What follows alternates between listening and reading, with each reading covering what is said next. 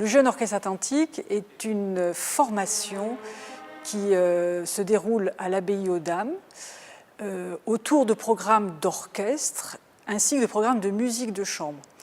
Les jeunes qui sont accueillis sont des musiciens étudiants dans les conservatoires supérieurs ou à l'Université de Poitiers, d'ailleurs en partenariat avec l'Abbaye aux Dames, et qui sont en voie de professionnalisation. Ils vont tous devenir musiciens professionnels.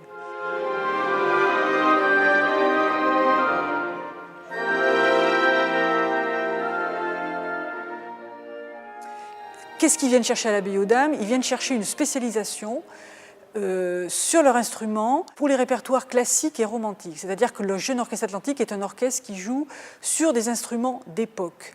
Les violons ont des cordes en boyau, on a des cordes naturelles, la percussion par exemple joue sur des peaux animales. Les instruments avant ont moins de clés, etc. Et puis je dirais au-delà du matériel, ce qu'ils viennent chercher aussi au Jeune Orchestre Atlantique, c'est une remise en contexte aussi du répertoire à l'aide de musiciens professionnels, de formateurs et de chefs d'orchestre qui sont spécialisés, avoir une lecture un peu différente, remettre les œuvres dans leur contexte d'époque, à travers les éditions d'époque, à travers la lecture de traités ou bien d'autres références qui peuvent être historiques ou culturelles de l'époque concernée.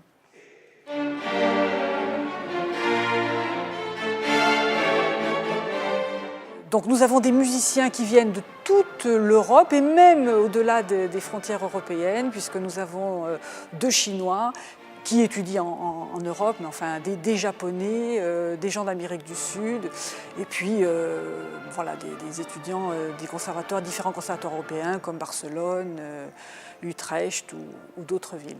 Nous avons chaque année 3 sessions, on va dire, d'orchestre. Une donc en fin d'année, une en mars qui est souvent dirigée du violon, et puis une autre pendant le festival de Saintes.